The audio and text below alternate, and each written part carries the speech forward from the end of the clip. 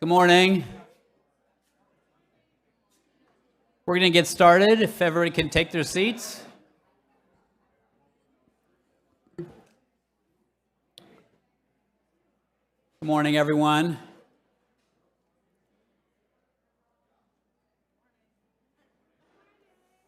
How's everybody doing on this Tuesday?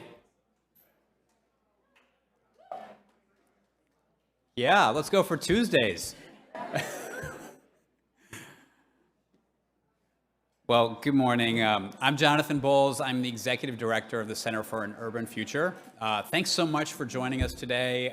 Thanks to all of you here in Albany. Also, I know we have 100 or so people that are joining on the live stream. So good morning to all of you, and thanks for joining us as well. Just really quickly, in case you're new to us, the Center for an Urban Future is a think tank focused on creating a stronger and more inclusive economy in New York and expanding economic opportunity for all New Yorkers. One of the things I think we do well at CUF, Center for an Urban Future, CUF, is we raise the visibility of ideas and issues that are vital for New York's future.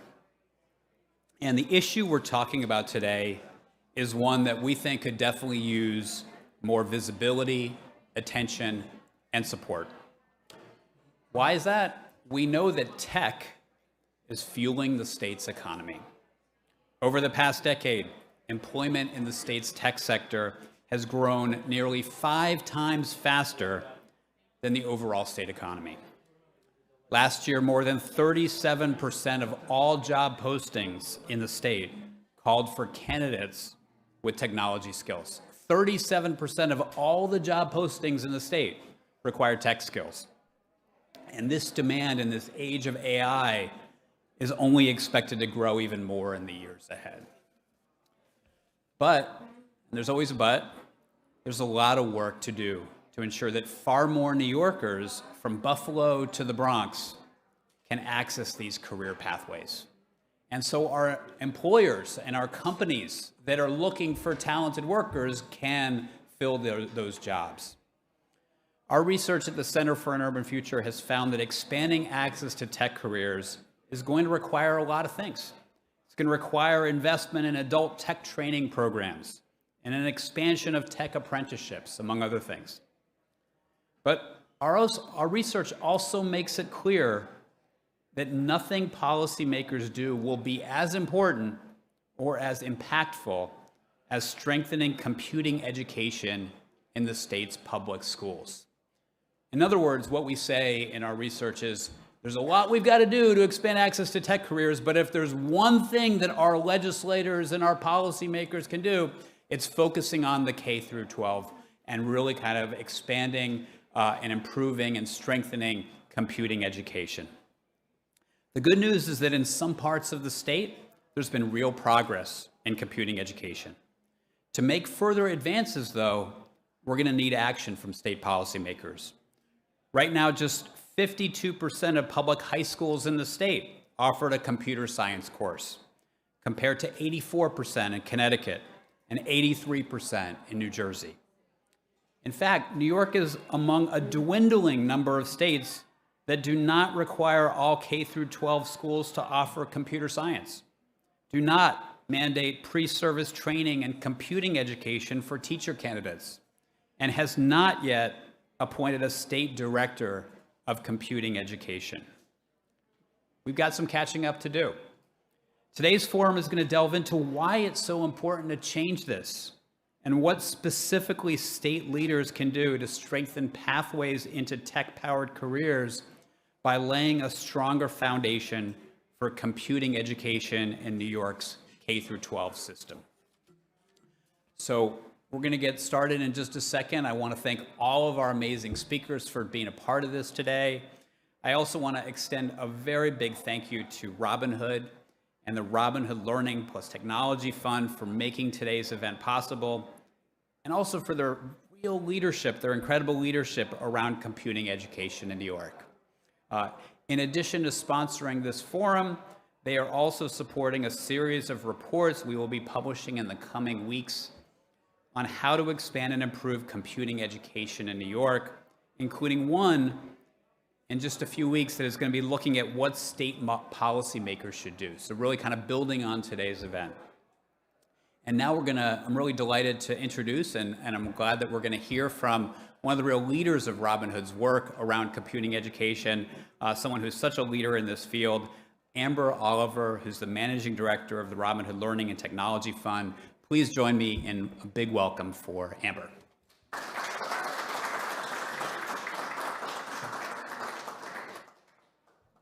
Thank you. Thank you all for being here. It really is a privilege to be in this room with you all, and I appreciate that people have taken the time on a Tuesday to be here.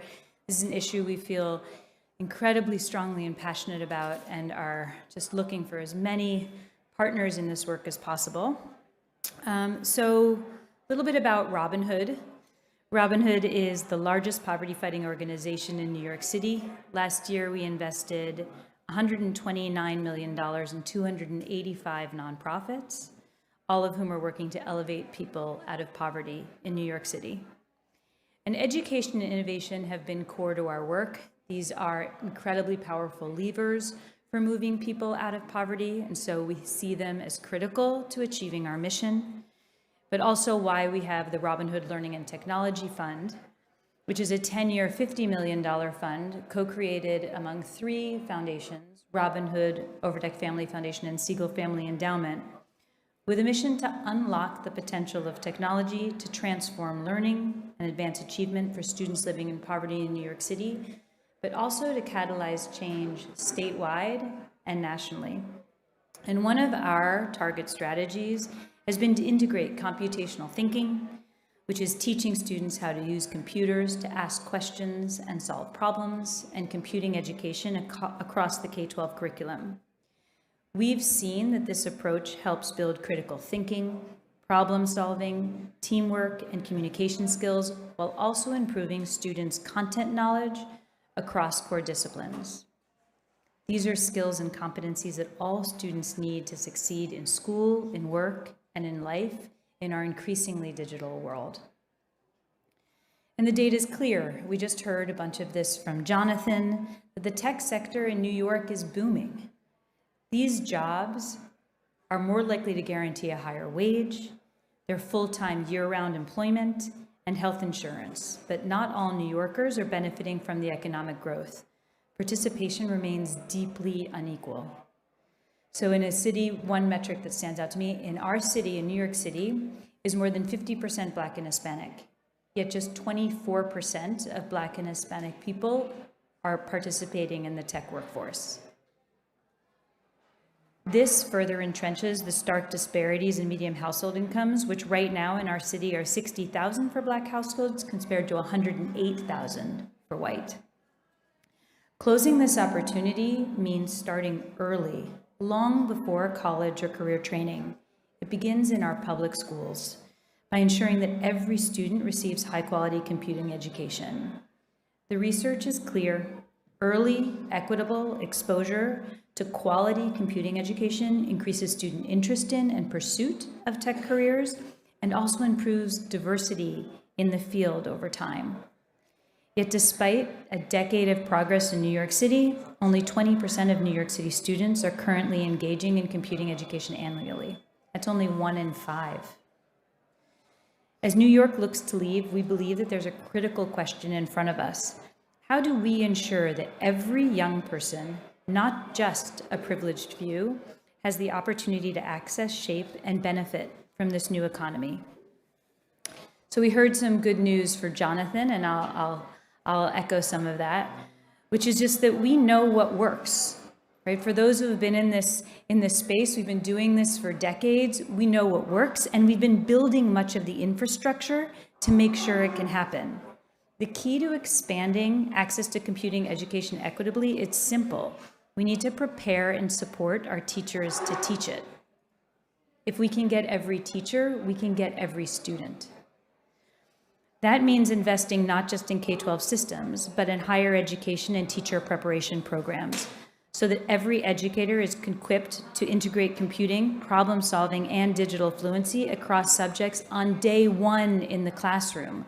We don't want teachers arriving in the classroom unprepared and then having to spend years developing those competencies, that means that those students miss those years of instruction. And this is especially urgent in the age of AI. As emergent technologies reshape every sector, the students who are best prepared to use and create with AI are going to be those who have early and sustained access to strong computing education. If New York wants to lead both in economic competitiveness and in educational equity, Albany must play a central role in ensuring computing education is a core part of every student's journey. We are so encouraged by some of the steps that many of you have made towards strengthening computing education and expanding access to tech careers. And we're all here today because we believe that all young people should be creators and active participants in our digital economy. We can build a tech workforce that truly reflects the full diversity of New York City, as long as we keep student success at the center and ensure policies and investments match the urgency of the moment. We're counting on you, and we really appreciate your time and attention. Thank you.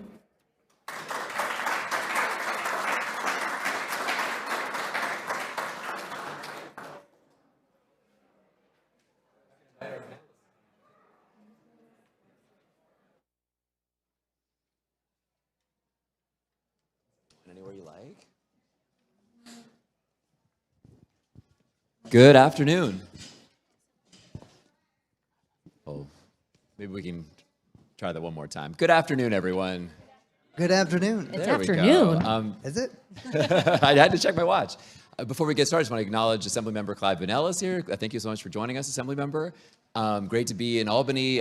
Great to be here with all of you. Thank you so much for being here today, and thanks to the 100 or so folks that are tuned in online as well. I don't know why you're not in Albany on a beautiful Tuesday morning, but it's not too late.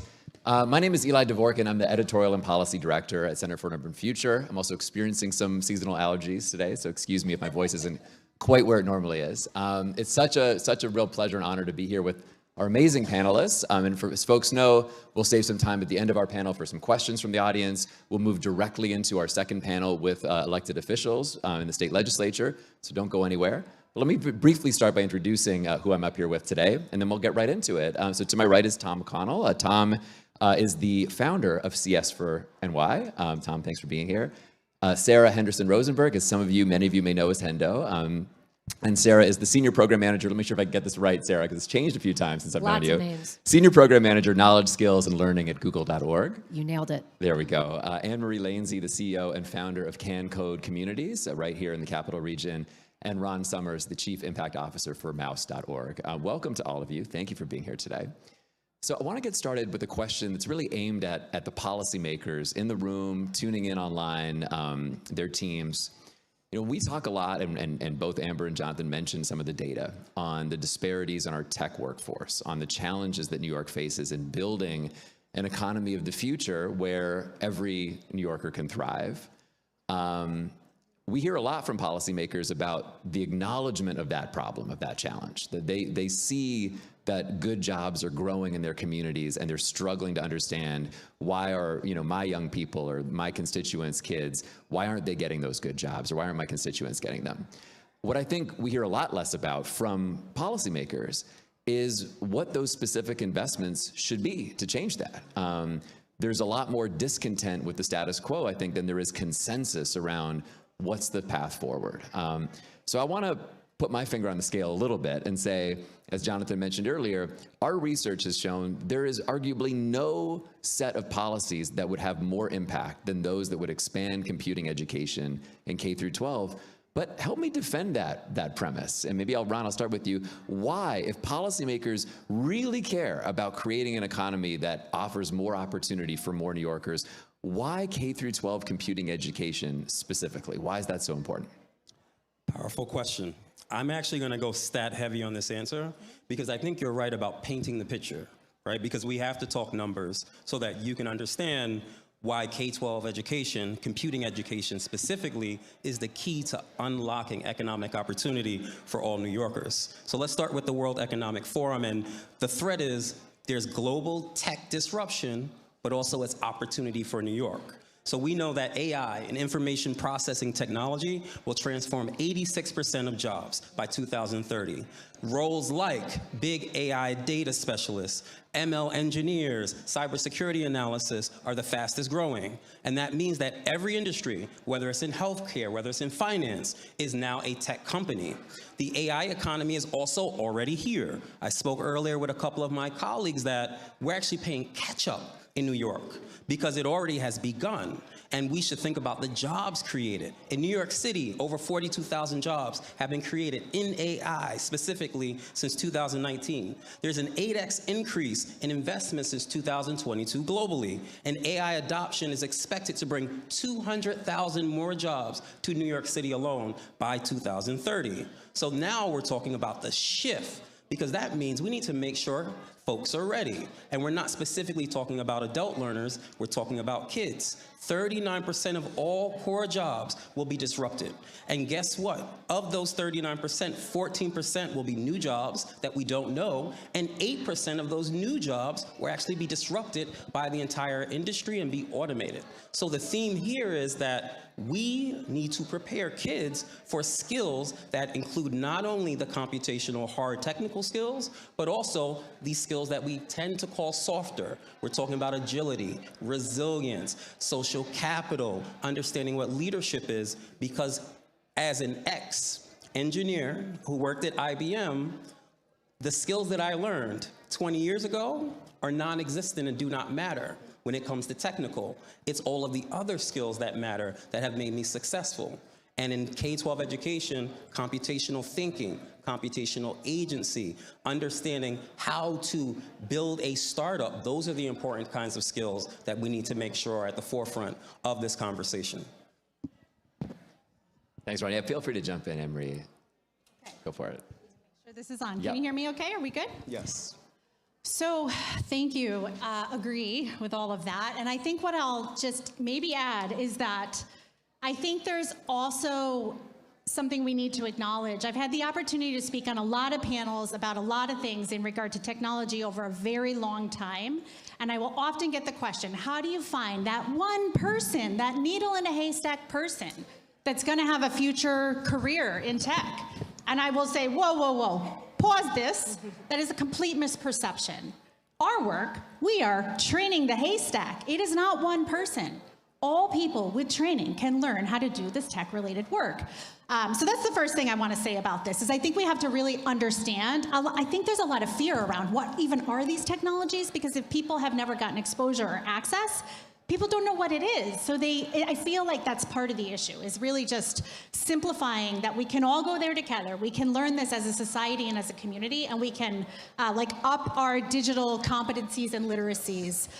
So we got to get over that this is hard to learn, only certain people can do it, all completely untrue. Everybody in this room, I know you already know that, but for the people out there, all people can get tech training. And I love that we're not only talking about computer science or software engineering. I hope that we're going to talk beyond that today, because it's not just those jobs. It's all of the jobs, tech-adjacent jobs. Every job we just heard pretty much requires digital skills at this point. Yeah, absolutely. I mean, my soundbite for this is really that an investment in K-12 computing education is about future-proofing the workforce and creating a citizenry that's ready for a digital era where technology is in your pocket every single day. And as you think about what the K-12 computing education movement has been maybe lacking today, is that it's really been focused on coding and computer science and how you create an engineering talent pipeline, which has been in huge demand from the tech sector, particularly, as wearing my Google hat. But now you see these tech skills are permeable across every different sector. And so we need to be thinking about computing. And I really appreciate the use of the term computing in this panel and this discussion intentionally, to be a little bit more, not even a little bit more, a lot more all-encompassing, to be encouraging the students to be problem-solving, having critical thinking skills, decomposition, being able to identify what is a scam or not online. These are all part of the computing family, and we need to be thinking about that skill set and learning set within all potential career pathways. Well, Tom, I'm bringing in, you're welcome to jump in there, but I'd like to ask you also about where New York is today. We know that we've got an increasingly tech-powered economy, and it's not just in New York City. We've seen the tech sector in Buffalo grow, 28% over the past decade, in the capital region, by 25%. And maybe more importantly, we've seen over 500,000 jobs just last year across New York State seeking tech skills. But as Hendo's getting at, we're also talking about foundational skills for working and thriving and navigating an increasingly digital world. The urgency seems pretty clear. New York has the second largest tech sector in the country, right outside of the Bay Area. We've got more tech startups now funded in New York City than in San Francisco. We're seeing clusters of tech growing across the state. We're seeing far more growth in tech-enabled jobs in general across the state than we are in non-tech-enabled jobs. So where's New York today? Where's New York compared to our neighbors, compared to the country? You know, given that we have arguably the most powerful kind of cluster of tech outside of the Bay Area, are we the second largest cluster when it comes to tech education, or where do we stand?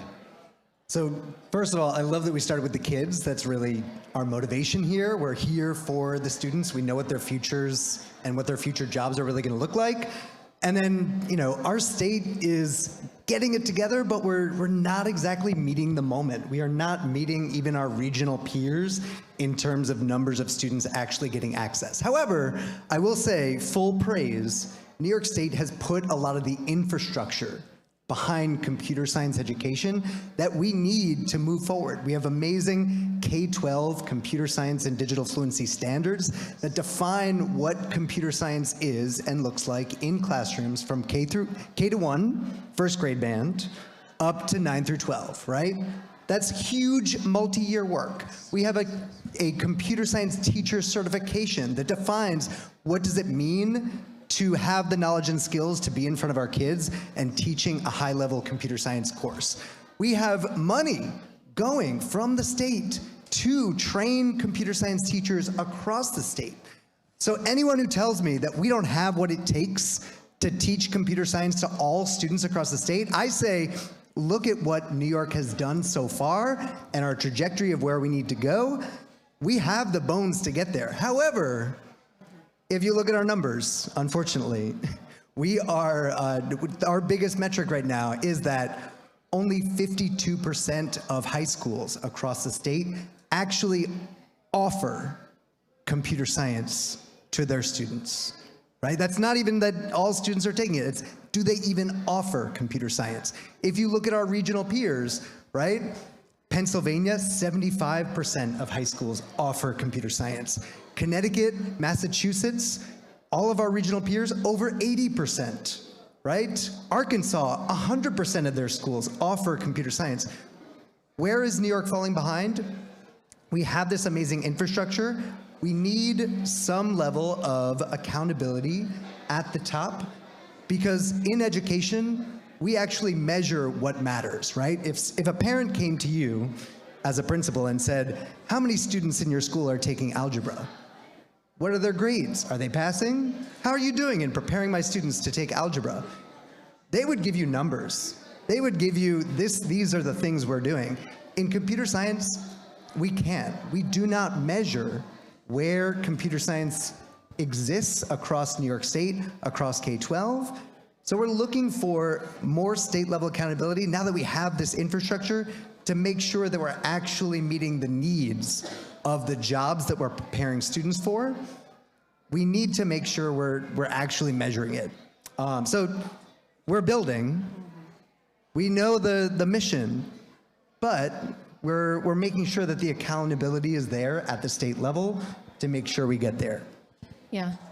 Eli, if I could add to this, you know, so Google.org has made a number of large investments in computing education across the country. And as we're thinking about state enablement, we know partners at Code.org have a 10-point policy agenda that you can look at to enable access and participation across states in the US. And, you know, the 10 policies are some of what Tom just named, right? Having a state level role who's committed to overseeing computing across like every district in the state. It's having a plan for pre-service exposure to computing education. It's about all high schools offering computer science, and then it builds up to a 10th policy for requiring computer science for graduation. So you've got these 10 policies, and where New York is we're like, again, middle of the road. We have like 4.5, 5 policies passed. Whereas if you look, and what's interesting is if you look at like Texas or California, some of these comparably sized states that also are highly complex with schools across small, suburban, to urban districts, comprising lots of different challenges and issues in terms of providing access, they're similarly in the 50% range. So, we're in good company trying to tackle these really large challenges. But the State of Computer Science report that comes out every year has shared that states that have more than, I believe, 6 policies passed see at least 70% of their schools offering computer science, which is a magnitude higher than what we're seeing in New York State currently. And in addition, over the last year, we've seen another handful of states pass this 10th requirement for making computer science a graduation requirement. Now, this is aspirational, and I think it's an important thing to work towards, but critical capacity building needs to happen on the pathway there. And I know Ron and I were just talking about this before the panel. Investments in building through the other policies to create funding lines for teacher professional development, in-service and pre-service, and making sure that there's state-level supervision to be able to support oversight and evaluation of this work, making sure that all high schools are offering the course before you require it, are really critical to make sure that you're not setting particularly the most under-resourced schools behind, or not creating ineffectual or not efficacious experiences, because again, the root of this here is making sure that students are having meaningful and efficacious experiences in their computing classes when they are offered. Thank you, Hendo. Thank you, Tom. I want to call out 2 things that they said and just elaborate on them. Tom was very specific, and I think you heard him say over and over again, offer, offer, offer. Offering computer science is not exactly the same as providing equitable access to computer science. And there are 3 measurements that I believe in strongly, as I once led CS Education for New York City Public Schools. You have offerings, which we should consider access. You also have participation. Kids are actually sitting in the class or the experience. And you have completion. They actually finish the work. That combination is a bit of what Hendo and Tom are talking about with the data, and that being the next part of the work. There's infrastructure there that is good, but it can be great when we start to holistically think about the pathway for a K-12 student. We think about how those 3 metrics that I am proposing here, access, participation, and completion, show up for grades in K through 5, 6 through 8, and 9 through 12. And then we can actually start to think about, from a funding equation perspective, how do we make sure schools are funded to not only train a teacher once, but to keep training them, which is an important part of this work. Ron, I want to zoom in a little bit to one of the things you said. I mean, talking about participation. In New York City, we're doing a little better than the state as a whole. We're at 18% or so of students last year participated in a computing class of some kind. Across the state, fewer than 6%. So there's a huge gap between even the 52% of high schools that are offering a high quality computer science class and the 6% of students who are actually taking them. And when we look at the data on who isn't participating, we do consistently see across the state that students of color, girls, students with disabilities, English language learners are participating at lower rates, in every school district across the state. And it's not just about whether or not that school offers computing education. So I want to ask all of you a little bit more about how does the state do more to solve for that problem? And just to kind of drill down, we know that by the time a computer science class is offered, say as an elective in high school, students have made up their minds in many cases about who's that for, So help us understand if legislators, policymakers in the state want to do more to solve that participation challenge, what are the keys to doing that? You're looking at me, so I'll take it. Tom, who do you want to take that one first? So I think it's a complex conversation that the state will have to have. And I also think that the state does not have it alone, right? I think there's a lot of great work happening in districts across the entire state, right? So we have to talk about upstate, we have to talk about downstate, we have to think about Long Island as part of that, and making sure that all of those folks have a seat at the table to first just see where we are, right? Folks are trying things, some things are working and some things are not. Now, participation specifically can go into different rabbit holes. I will focus on teacher training, and I will focus on training in general, because we continue to talk about teachers being trained, but there's a holistic approach to this that's important. the data from New York City shows that in a school where a district leader or a school building leader is trained, implementation rates go up. That's important because once you unlock the ability of a school leader to drive computer science education, to set the vision, to really think about how they're scheduling, how they're thinking about teacher prep time, guess what happens for teachers? Teachers now have the ability to actually plan. If they've been trained on it, they now have the time to actually teach the course because you may not know this, but there are plenty of teachers in New York State and New York City that have been trained for computer science, but they do not get the opportunity to teach it in their actual classroom because that disconnect is happening between the districts, the school building leader, and the teacher. I would also just simply call out in a very positive way that another way to think about participation and increasing that is to also look at the funding that's required for different regions, racial groups, right? Because there are disparities that we have to call out. A kid in Brownsville, Brooklyn is not getting CS the same way as a kid in Bayside, Queens. And that means the funding equation has to be tweaked. The support equation has to be tweaked. The coaching conversation has to be tweaked. So I'll leave it there because I can talk about this all day long. But I think training and support is an important part of thinking about participation showing up for any school in the state of New York. Well, we can talk about this all day long, Ron. But Emery, I want to bring you in on this. In part, I want to acknowledge, by the way, you are up here representing so much of New York State, not intentionally. I want to say, in the language of schools, Jeffrey Botteron of Tech Buffalo has an excused absence today. We were going to have more representation from Western New York. Jeffrey, in fact, hit a deer on his way back to Buffalo from Indiana and was still on the side of the road last night. So he's safe, he's okay. We wish him safe travels getting back to Buffalo. But that does mean, Emery, that I'm turning to you to really think a little bit more about the perspectives from, Albany West. And what I want to ask you about is, when you look at the jobs data, and I mentioned a lot of it earlier, there's such a clear case that our economy across the state is increasingly tech-powered and tech-enabled. Certainly when it comes to tech skills, as you mentioned, that are almost universally in demand among jobs that pay a living wage or better. But help us understand a little bit more why the shift for you to thinking not only about training working-age adults for jobs that are open today, but to move backwards, if you will, into K through 12. Okay. And what does that mean, here in Albany, in the capital region, and in other communities you're working in? Okay. Stick with me as I answer this question, because it may seem like I'm not quite there, but I want to start here. It is very hard to understand what the jobs of the future are going to look like. We do not know what they're going to look like. And my comment for anybody out there is that we have to get to work quickly. So my imperative to the legislature, to the governor's office, to the governor, to everybody working, we are so far behind. And I'm going to give you one example. We talked about AI at the start in the welcome remarks. Quantum computing is already here. If you know anything about quantum computing, you know that people working in quantum consider digital computers classical. If you think of classical music, you think of things hundreds of potential years ago where this was the state of the art. Well, digital computers are no longer going to be the state of the art in a couple of years, my hypothesis, okay? The speed of problems that we can solve today with a classical digital computer is extremely slow. However, look at how many problems we've been able to solve. We have artificial intelligence beyond our wildest dreams already with classical digital computers. Well, quantum computers, a classical digital computer would take 100 years to solve a problem.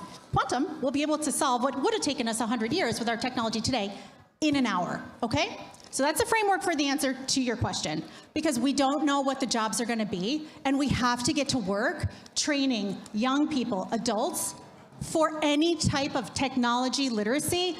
I was struck by the comments on the stats, because what it's telling me is if I have my crystal ball, New York, if we're behind today, we are going to be very far behind other states in this country with people, with adults that are actually technically fluent. Because we can't just think of them as, the 50% of young people getting this education, fewer than that, much, much fewer than that. Well, they are not, they're gonna, and no offense to everybody in the room, self-included, we are not gonna know as adults how to prepare for our future. So this is not only about what do we do with schools now, and I will now answer. So we started working with adults. About a year into our work, we started getting calls from superintendents saying, we need help We are not getting any opportunity to fit computer science into our curricular day. Can you help us? And so we purposefully made the decision, yes, because of all the reasons I just said, we will never get to understanding the jobs of the future and training young people for the jobs of the future if we don't start working with them now. And so we started doing that. We started in 2016, we've served 5,000 people. About half of those are young people. We're best known for our adult work, but half of those are young people that we're working with. And we sneak in computer science. So just to give a quick example, if a school or a district wants to work with us, in there, for example, they're doing something in regard to the novel Hatchet. Perhaps they're all reading it at the 5th grade level. Instead of doing a book report, we show them how to do a scratch animation. We help enable teachers to actually bring technology into the classroom because they don't have the classes to focus on this outside of those other areas of their learning.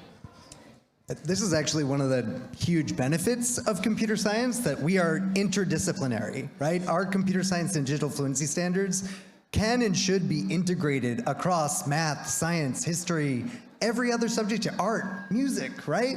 Because we don't just create analog music anymore. We create digital music, right? So it's a great advantage on the ground, and it's transforming all jobs across all sectors, but it is a disadvantage within our State Department of Education and within policy. Because when you say something belongs everywhere, who raises their hand as their responsibility? No one at the moment, right? Like, we don't have the leadership level initiative that Ron alluded to. New York City really took the charge. I want to applaud New York City's CS for All initiative. They set a goal. They had a 10-year CS for All initiative to get it to all students. They had measurements along the way. They had leaders. They had the mayor talking about it. They had the chancellor talking about it. It was an initiative that worked and moved a lot more further down the needle, especially engaging leaders at school buildings and across the district to make sure that it was happening. I believe that that is the kind of initiative we're seeing that works across the country and other states, and that will work here in New York. We need to make sure that we have that top-down initiative to make sure we're pushing it along. Eli, I'm happy to add also from the philanthropic and funders perspective. I think that there's so much momentum behind building this like future-ready and future-proof workforce, and I would love to see parallel momentum for enabling and empowering the educator workforce across the state. And Ron spoke about the incredible work that's been happening to support in-service professional development for existing teachers. But looking ahead over the next 10 years, it's estimated that New York State is going to need 180,000 new teachers. We're in a national teaching crisis, and we are feeling that acutely in New York State, in New York City, everywhere. And further compounding that challenge, I think it's 35% of teachers over the next 5 years are going to be retirement eligible. And so we need to continue this in-service professional development lever and work, while also thinking about how you're training teachers before they even get into the classroom. I really want to double click on pre-service education. I think that there's so much innovation and opportunity in this space. Amber, thank you for mentioning it earlier. But I would say that also, like, a shortcoming from the funders' perspective and even government funding perspective is that pre-service has not really been a critical central part of the discussion when it comes to computing education. And there's so much opportunity. So CUNY and SUNY are very well positioned to play a huge role here. SUNY, I think, has around 13,500 teacher candidates and graduates 45% of bachelor's teaching degrees every year. And then nobody creates more teachers for the New York City public school system than CUNY. And I think a third of New York City public schools' new teachers every year graduate from the CUNY system. So if you think about this massive pipeline and opportunity of educators, how can we be integrating computing as a core competency for any educator before they get to the classroom? One of the projects that I know Cuff has written about, that we've funded with Robin Hood and a number of other folks, that is near and dear to my heart, is the Computing Integrated Teacher Education Project at CUNY, that is working with faculty across the CUNY education departments to integrate computing into all grade bands and subject areas. And since they started, I think, Amber can correct me on this, I think it was like 2021, 2022, 2019.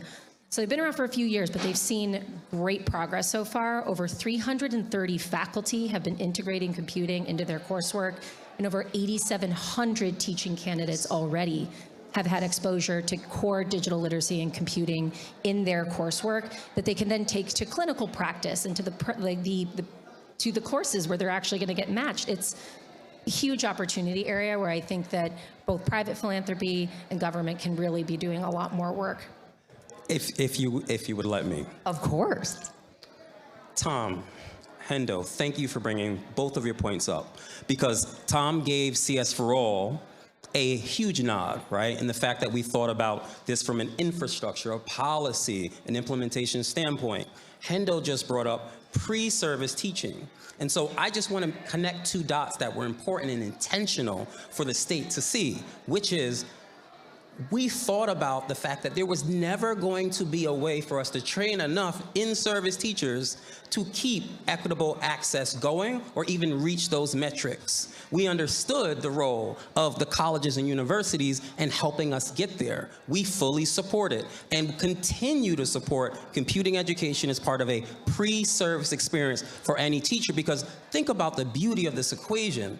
Teachers come in, they are prepared. They understand at a foundational level how to integrate computational education and, of course, everything from CS to CT to AI in their classrooms. New York City could then take the mantle and start to focus on what is the next level of upskilling for our in-service teachers to get, so that we can start to think about things about breadth in K-8. We can start to think about depth from 7 through 12. We can start to think about career-connected learning and pathways into careers in 9 through 12. That's kind of the secret sauce, because we were thinking holistically about the entire way that a student needs to learn, but also how are we going to make sure teachers can make sure students learn not 10 years from now, because it takes a while to get comfortable, but immediately the moment they begin their teaching career.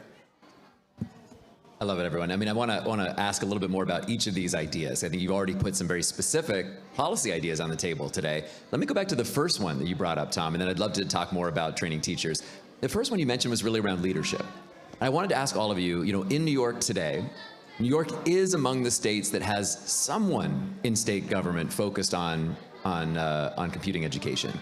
But some states have made this a really high-level state director of computing education role. States like Maryland and Arkansas and South Carolina.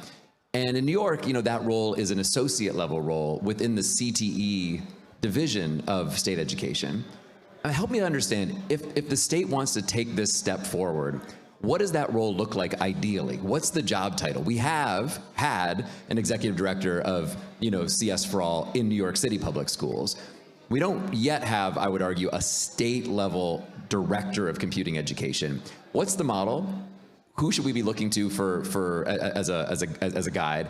And most importantly, what should the state do to make this role exist? What kind of portfolio should this role have? What would be the impact of a fully empowered state-level director of computing education?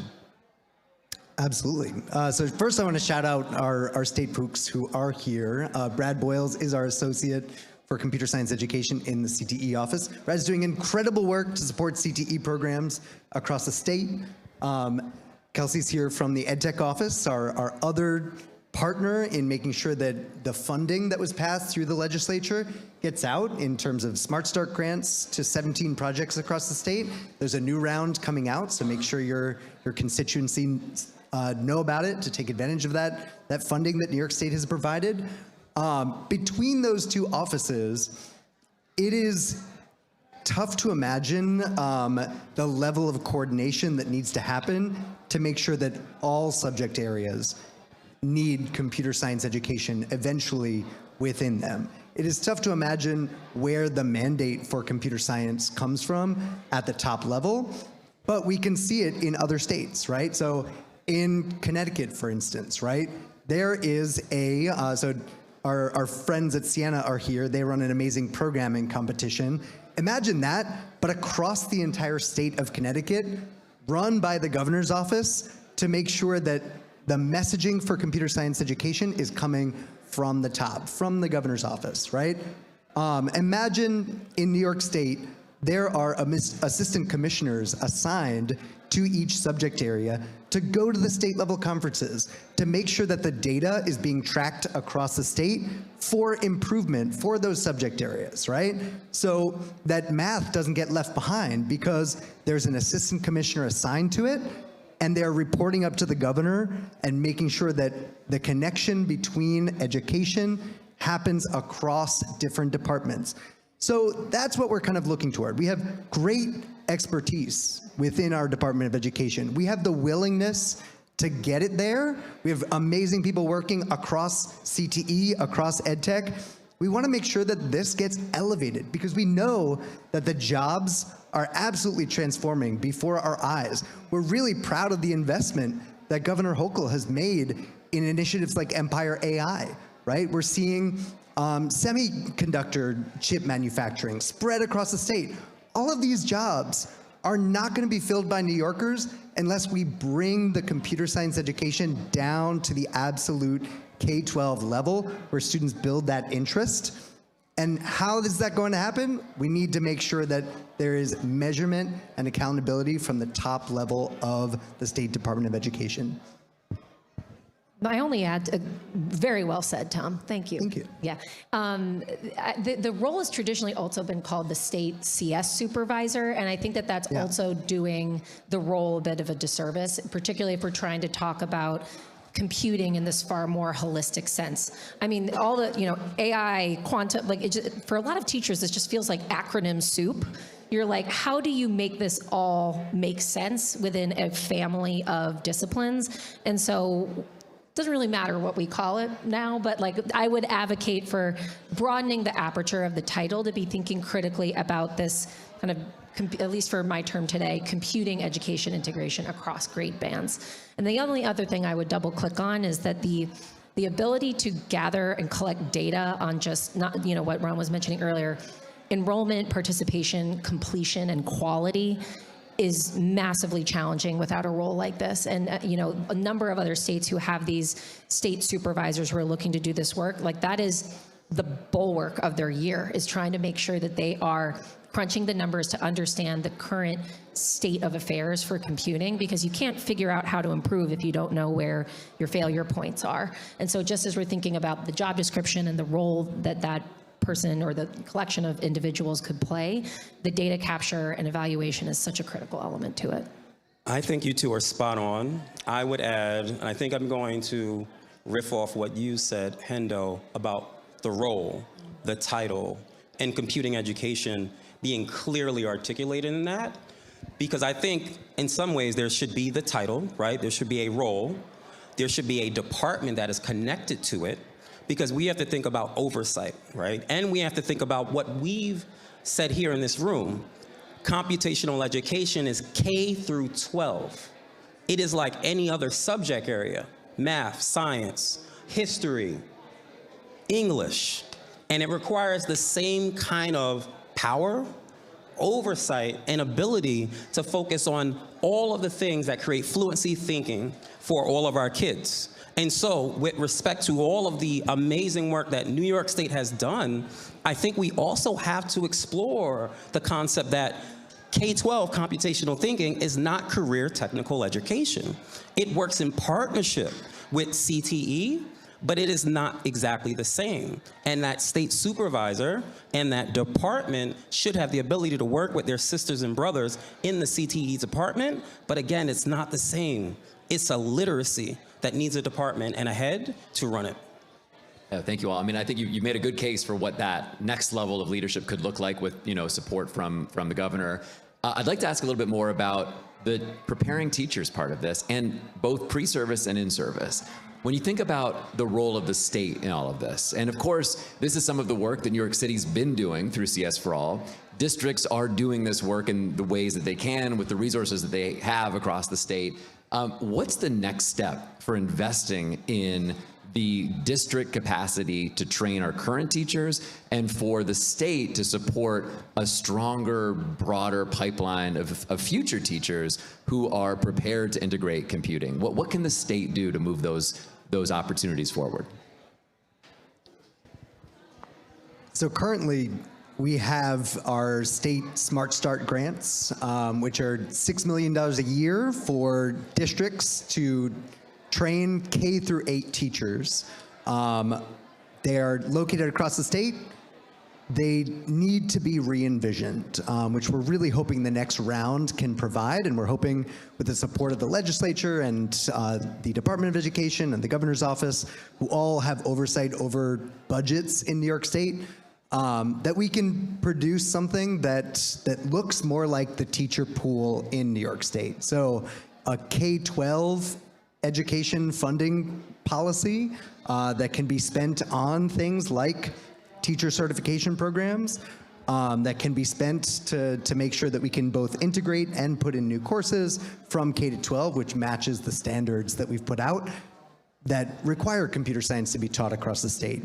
However, I know we keep coming back to the supervisor initiative. What we see in other states is that supervisors are able to look over what's happening in the state based on data that they're collecting and adjust. They're able to talk to superintendents and see this is what's going on the ground, and make sure that, if money needs to flow to specific initiatives like teacher pre-service, that they're working within the department to make sure that those initiatives are happening.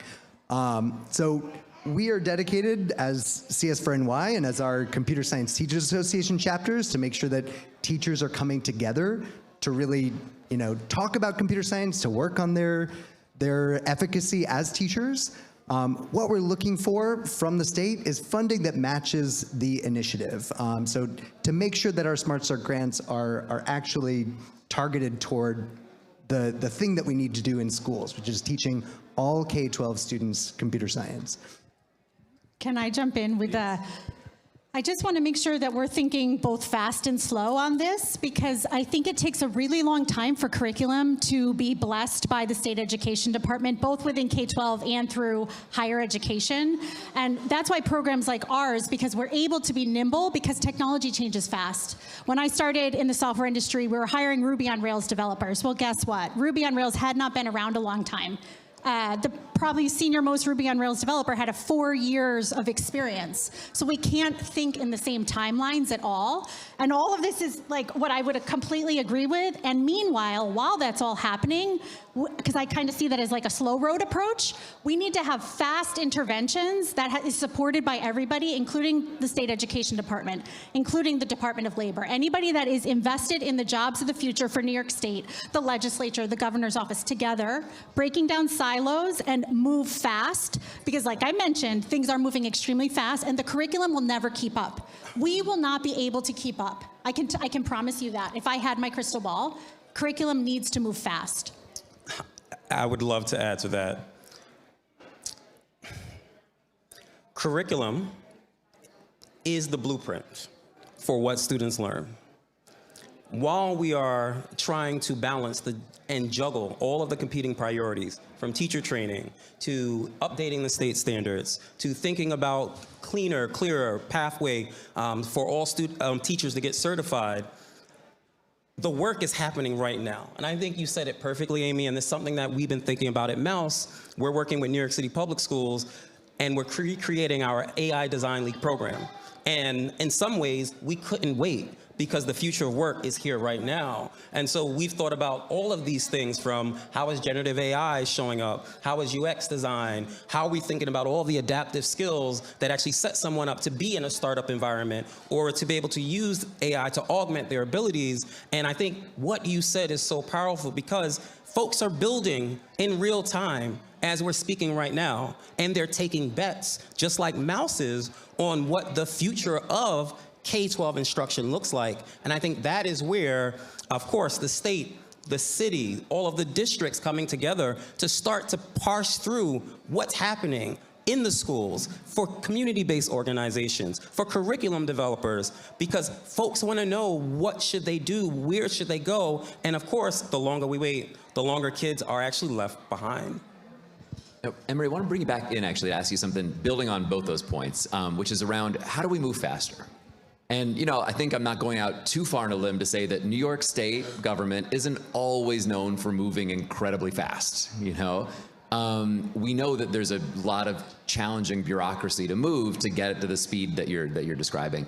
It strikes me there's a couple of options there, and I'd love your thoughts about this. One is, what's needed to generate more effective advocacy around K through 12 computing education so that there is more a hotter temperature in Albany and more energy and potentially pressure around making some of these policy changes and investments?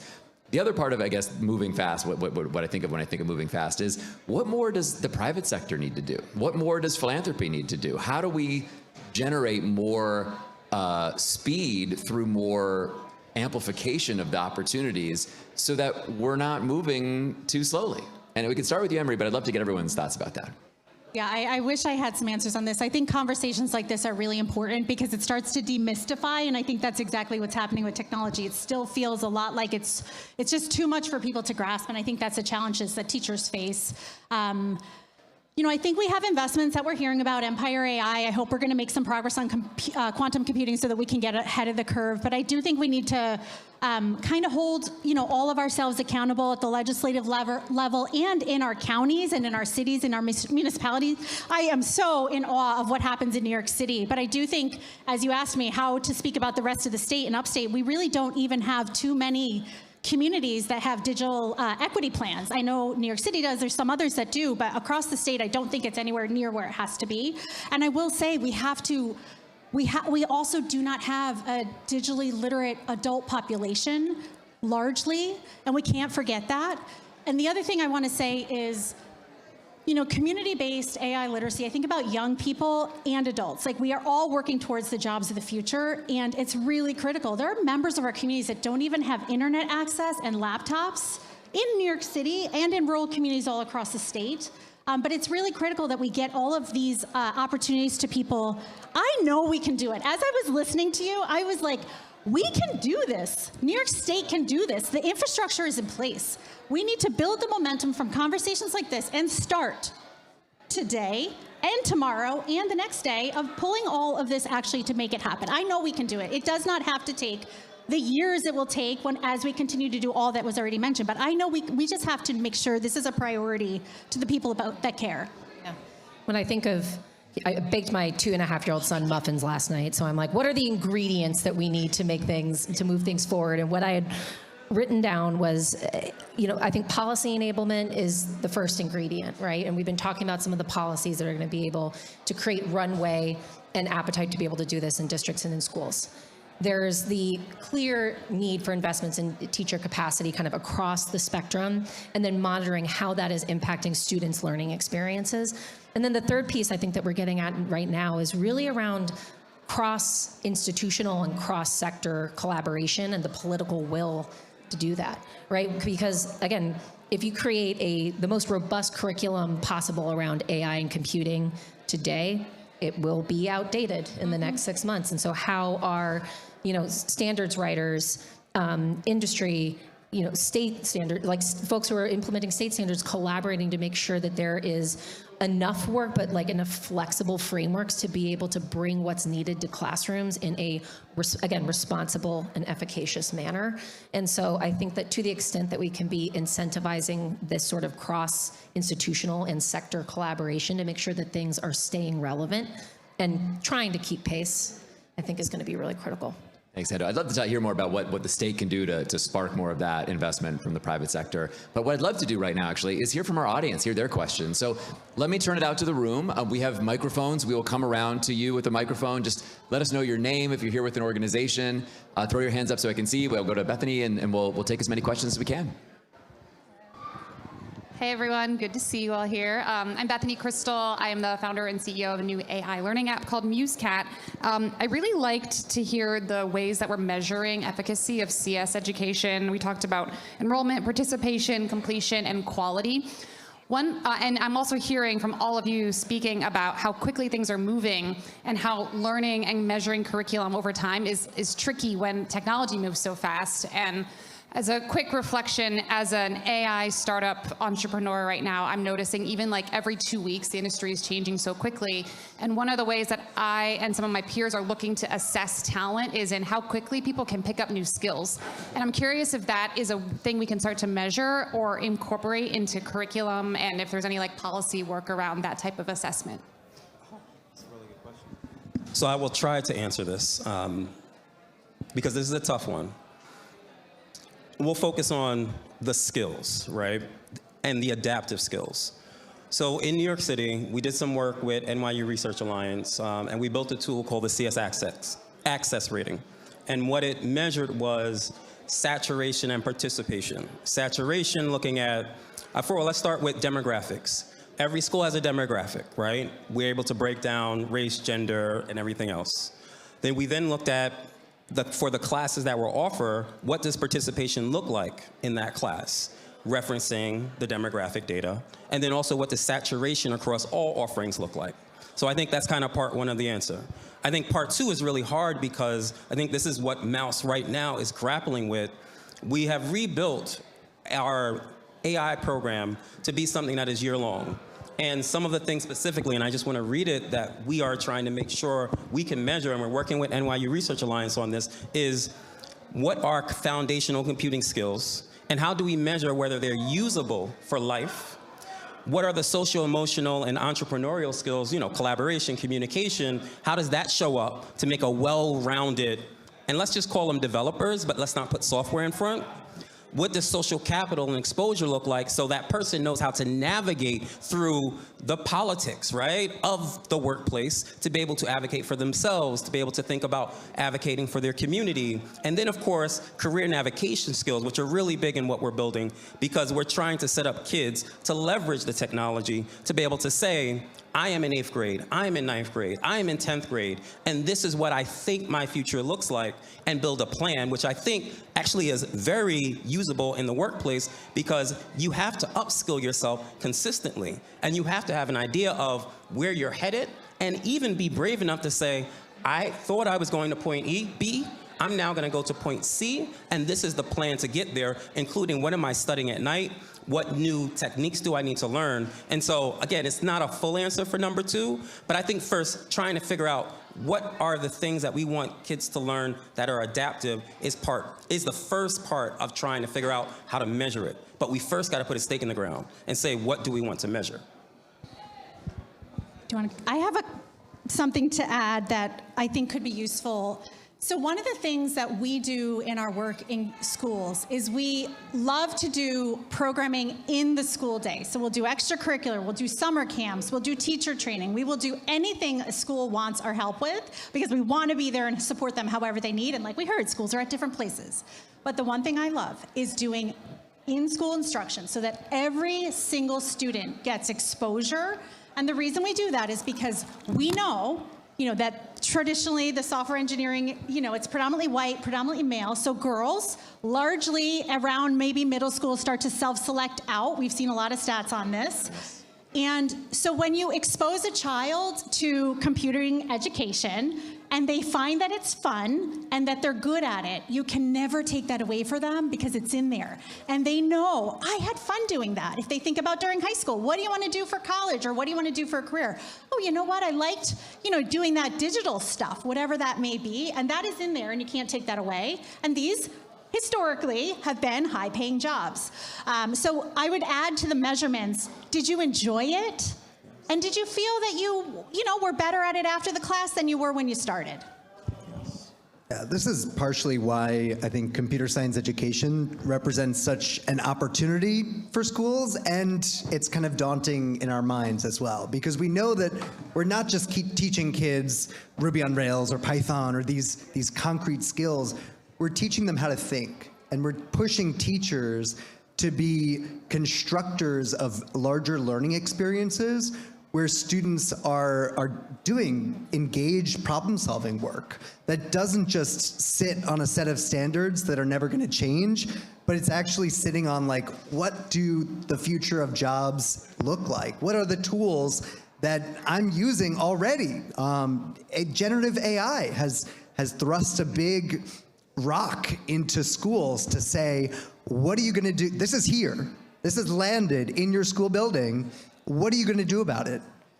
And I would love to see schools and our entire education system look to computer science and take a leadership level looking at computer science education as the future of what we can see within our entire school system. If we take our model and make sure that all the system is moving together to meet the needs of the jobs of the future. I think a root challenge here too that I would love to pose to the research community is just how do you effectively assess like these durable life skills, right? Like, you know, you can't just do one assessment at the end of elementary school, right? You know, like how are you both more frequently assessing the, you know, critical thinking, problem solving, you know, abilities, but then how are you doing so in a way that has measures that are meaningful other than just like a grade? I don't have the answer to that, and I think that there's a lot of there's a lot of researchers I would love to collaborate with to better understand how to measure that in a way that is responsible and meaningful to move students along. Thanks, everyone. Thanks for the question. Any other questions from the room? Look around right there, table on the right. Oh, you just got a microphone's coming your way. Oh, Yep, there you go. Yeah. Right behind me, sorry. I was just trying to be loud. Hi, I'm Melissa Gorbich. I'm at the New York State Department of Labor. I supervise the youth unit, and among a lot of other things, we also do professional development for K through 12 to try to get buy-in on what career development should look like and really talking about it starting earlier than it often does. So I was listening, and everyone had such good ideas, and when you were talking about AI, Ron, I was just thinking, about sort of an integrated fear that's a lot of times existing when we're on a frontier, which, you know, this is like our fifth, you know, sort of revolution, right? Now we're in a tech world. And I was just thinking about, as we talk to people, we hear that fear a lot. And so my daughter's 18, she's graduating from high school and wants to be a teacher, thank you. And she is all the time talking about the ways that she harnesses AI or technology when she makes lesson plans, so in her classes. And so I'll often say, okay, but how are you staying realistic and fair and equitable and all those things? Because unfortunately, one, there's a lot of bad actors out there, right? And then two, the fears are very real, and the school and the teachers need education. But I'm wondering how you think we could tackle buy-in, which is different than education. How do we get them to be okay with the future that's here and kind of harnessing safely and accurately? I try to bring school leaders into computer science classrooms to meet students as much as possible. I invite anyone in the room, if you haven't been to a classroom lately, come visit a computer science classroom. It is a joyful experience, and you know, educators in training get a lot out of seeing kids engage with these materials, right? There's not as much work as we think needs to be done when you let students explore and create and work with the project-based learning that a lot of us have been held back from doing in other subject areas, but we feel a lot more invited to do within a computer science context because we are creating, we are building open-ended projects. So that's my contribution, but I think you need to see it to believe it on the student level. Wonderful answer. Perfect. Thank you for the question. Other questions from the room? Yes, second table, microphone's coming your way.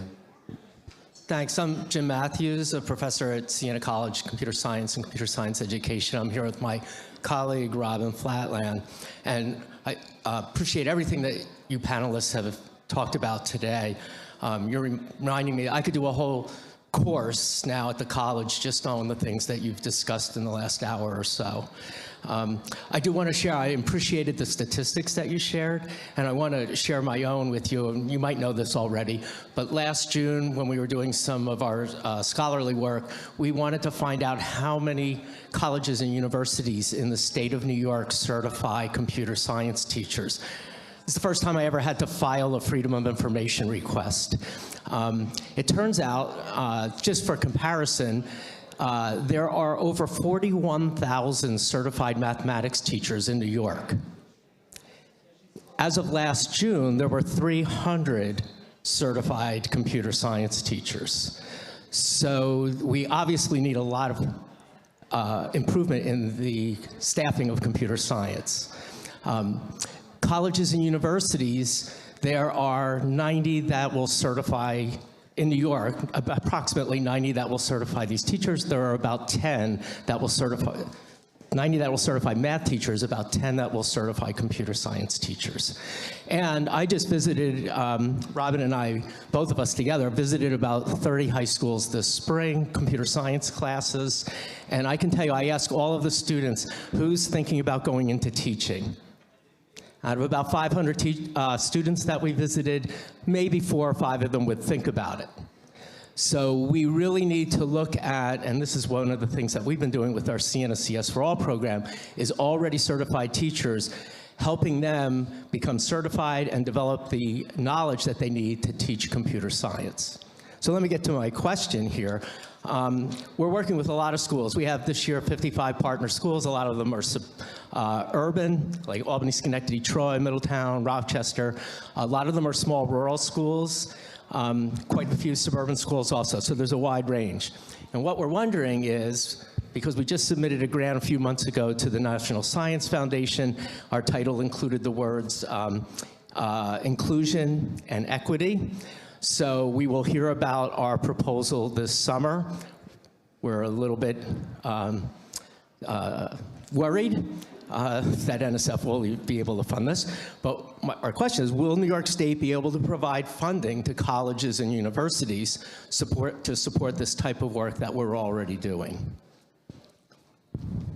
This is a good holler back to your last, one of your last questions of where can private philanthropy, where can the state fill in for where we see gaps. And one thing you may not know is that computer science education across the country was heavily, to the tune of $100 million, funded by the federal government, by the National Science Foundation, by the Department of Education federally.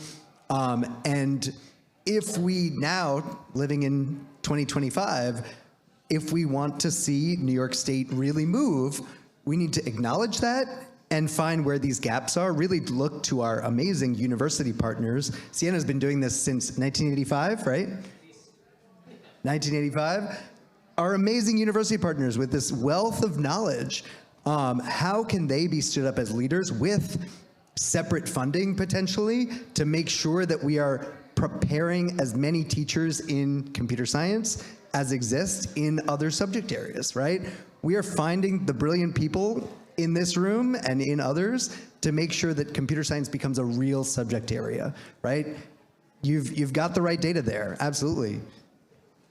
Let me just ask a quick piggyback question. Anne-Marie can jump right in, but we're so pleased and privileged to be joined today by Senator Gonzalez. We've got Assemblymember Torres is here, Assemblymember Solage, so thank you so much for being here. Let me build on that a little bit and ask all of you, if there's one thing that the legislature can do to accelerate this work, what would you all recommend? And Tom, it could be the kinds of investments you're talking about in training pre-service teachers, but I'm opening it up to all of you, one thing that you think the legislature could do to help. Go first. I think if I was to do a 3-word mission statement, integrate computing education. And my big call out would be to focus intentionally on our institutions of higher education and how they're integrating computing across the curricula, particularly for colleges of ed who are training future teachers. I would pass a bill by the end of June, and what that would probably look like is we'd have this fast and slow approach. So we're not going to undermine all the great work that's happening at Sienna, and I think maybe a handful of other places, I missed the stat, but design and develop a fast plan to get teachers trained to do a small course. It doesn't have to be a full, year-long program, but a course, we could get it done by the end of next year. We could have every single student in the state of New York could have computer science exposure next year. So June is happening fast. It's time to get to work. I would add to that, pass legislation that mandates an experience in K-5, 6-8, and 9-12, because you need some teeth behind the accountability for us to actually get there. And then, of course, accompanying that should be the funding that is required to do exactly what has already been pitched. Train the teachers, support the schools, train the building leaders so they can actually do the work. Thank you all. Oh, Tom, yeah, of course. Oh, yeah. I want to do all these things, of course. But we need to measure what matters, right? New York State needs to know how many students across K-12 are actually getting access to computer science education, and make sure someone's in charge at State Ed to make sure this is all happening across the department. Thank you all so much. I think we have time for one more question, and we'll move directly into our second panel. Were there any more hands up in the room? Thought I saw one earlier. Decided not to. That's okay. All right, well then, if everyone would join me in a round of applause for our amazing panelists. Thank you all so much. Wonderful, thank you. And don't go anywhere. In fact, I would love to invite our legislators to join me. Please come on up and stick with me. We'll move directly into our second panel. Thank you all.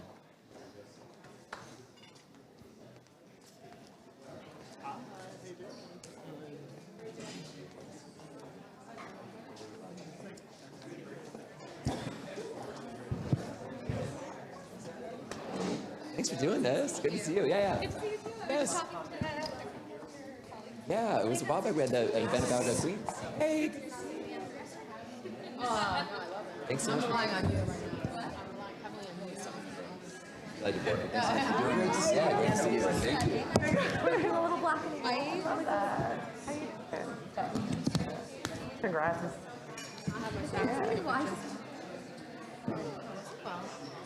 Crazy day. Yeah, we had to last time. Keep it going. All right. Oh, there we go.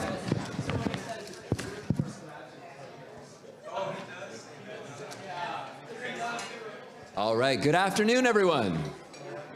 We're losing focus. Their snacks are happening. Good afternoon. There we go. Thank you all so much for being here today. Thank you everybody who's tuning in online. We have about 120 or so folks who are streaming the event today, so hello to all of you.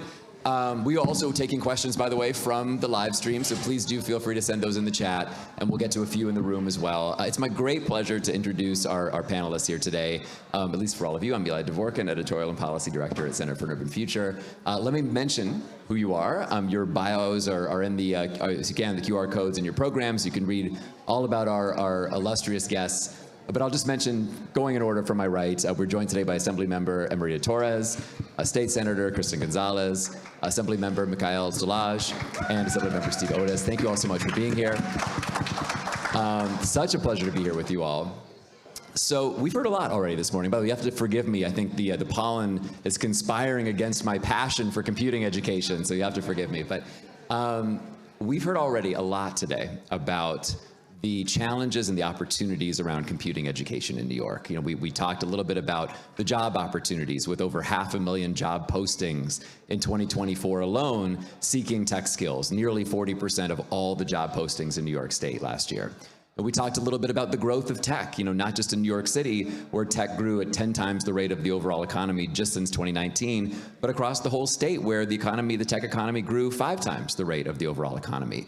And we've seen double-digit growth, in fact, 25+% growth in Buffalo, in the Capital Region, in Westchester. So we see increasingly that the future of good jobs in New York are tech-powered and tech-enabled jobs. We also know we've got some major disparities when it comes to access, right? We know that only about 1/4 of those jobs are held by women. We know that in a city, in New York City, where almost half the workforce are Black and Hispanic folks, that the tech sector is only about 20% Black and Hispanic, and the disparities are very similar at the state level.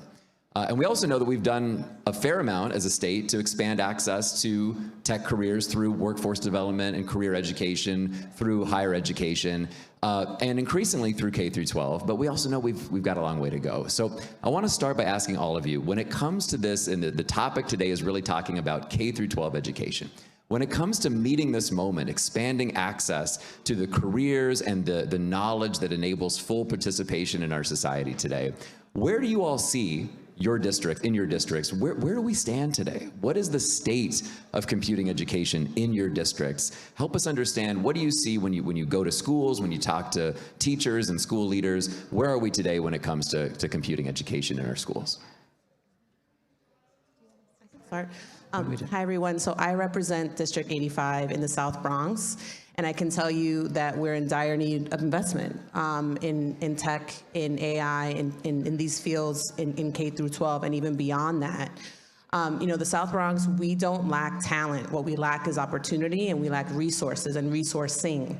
And so it's really important to lift up the South Bronx in these conversations, because we're light years ahead in terms of the development of some of these technologies, but we need to weave in how this works in the education system so that our young people can be competitive for those jobs, because it doesn't benefit us as a state when the South Bronx is behind. It means the entire state is behind if we don't get our young people involved in these careers at a young age through the training, the curriculum, et cetera. And I think that's why I'm excited. I think Mouse is here, but Mouse exists. Hi, Mouse. Mouse exists in 3 schools in my district, and so they provide the tech training, they provide the curriculum, not just to the students, but also to the teachers. So I'm grateful for them, and I think what I'm excited about is I'm partnering with Senator Gonzalez on a bill that would fund a statewide program on AI literacy. So it's really important so that we could fund organizations like Mouse and public schools across my district so that we can see the benefit and equity when it comes to AI literacy. Yeah, I just want to thank Cuff and Robin Hood for having us today. I think this is an incredibly important and timely conversation. I will also just thank you for putting together this panel specifically, because we have Assemblymember Torres, who in her first year in session is starting with AI literacy and so many other important issues. So very incredible to see. And then, of course, we have the chair of our caucus, the Black Hispanic Puerto Rican caucus, Mikhail Szalages, and Assemblymember Szalages has also been doing a lot in technology. In the past, our caucus, which represents members of color, didn't have a technology subcommittee, right? Didn't have these issues front of mind. And so I know she's been doing that. And of course, I'm looking at Assemblymember Otis, who chairs the committee in the Assembly on science and technology. So it feels really great to just have like the all-stars here that you've brought together. And, in this moment, going back to your question, what we're seeing is AI rapidly developing and being, billions, I think $106 billion of investment in developing this new technology. And yet the digital divide and digital literacy are still issues in our communities. So we're seeing our economy start to develop and grow. We're seeing the conversation move ahead, and so many of our own constituents be left behind. So I also chair the Senate Internet and Technology Committee. It was important to take on the bill with Assemblymember Torres as one way of addressing this issue, but it is part of a broader struggle that we've been seeing for years now, where the state needs to actively invest and develop out our talent from diverse communities. So yes, it looks like investing in STEAM education. Yes, it looks like in passing bills like this. Yes, it looks like our nonprofit and private sector partners who are in the room today working together, because there's no way that we're going to actually bridge that gap unless all of us intentionally come to the table, decide what real workforce development, STEAM education, and career opportunities will look like, and then move as a unit towards getting that into every student's hands if they desire. So it's really important to be convening on this in this moment. So thank you. And again, I want to thank the organizers for this panel. And as I said before, I really appreciate sitting here with a group of folks that want to focus on advancing our state and making it not only a better place to live and play, but also making it the tech center, economy of the world. I come from a place called Long Island, where we're known for our beaches and bagels. But we're also known for our, innovation. We are the home of Grumman. We created, aerospace industry. For me, I think we've lost our way. And it's important that as an island, as a state, we need to grow our love back for technology. So how does that start? Ensuring that we're integrating that tech education from K to 12, right in the beginning, because it's about exposure, exposure, exposure. Because, for me, I'm Caribbean American, so my mom said to me, you can only be a lawyer, a doctor, or an engineer. And so I never thought that, computer science could be more than that I could get into that field and not only, do the engineering aspect, but also integrate computer science into political campaigns or into other points and industries in the state. So, there's a lot of work that we need to do, but I feel like folks are really interested in STEAM, robotics. They're really interested in the CS work. So we just have to kind of make sure that we integrate it in our educational system, which in the prior panel it said is very glacially moving, if I could use that term. It's really hard, for the people across the street to realize that we need to, as I said before, move fast and slow to be competitive in this global market. These are great partners, and I work with all three of them, and so it's great to be here on this panel. And Senator Gonzalez and I have matching committees in each house, so we work together on a lot of issues. I'll tell you what I feel related to this topic, and what I feel very worried about of the moment is before even the last few years and really the explosion of AI's expansion into all of our lives, we had inequities in our society in terms of digital literacy, digital access, things that are the entry point to be able to do any of this stuff. And if you're a kid in school and you don't have broadband access at home, or you don't have multiple computers at home, you're not going to be able to keep up. And so the disparity in opportunity and the excluded nature of access to technology is a pressing issue, which is getting even worse. 2 weeks ago, President Trump issued an executive order eliminating the Digital Equity Act and saying that digital inclusion programs were discriminatory. Well, people, the way we create equity is we find in this space people, we find them where they are. They could be senior citizens, they could be excluded by economic status, by age, by race. We have to really pay attention to what we're doing to make sure we're equitable in providing access to technology, especially for kids in school. School districts, a lot of them provide laptops, provide what they can provide, but they can't do it all. So we have a more urgent need because the federal dollars that we're going to be coming may be disappearing. Some of that's going to get litigated, but I am really driven by the inequities and what we're going to do about it, and this should be the mission of everybody here. There are some people in the room. I work with a group, the New York State Digital Equity Network. Equity is now an illegal word. It really isn't, not New York State, but there's a task of making sure that we provide access to everybody that is excluded and make sure that they are not excluded from AI and from all the other opportunities career-wise and education-wise that are so important to being successful in the world today. Well, thank you all. I mean, you've given us a lot to start with, thinking about what this means for your districts and the work that's already underway. Let me ask a little bit about where you see the next priorities are, and certainly the danger of losing funding from the federal government in this moment is pressing and is part of it.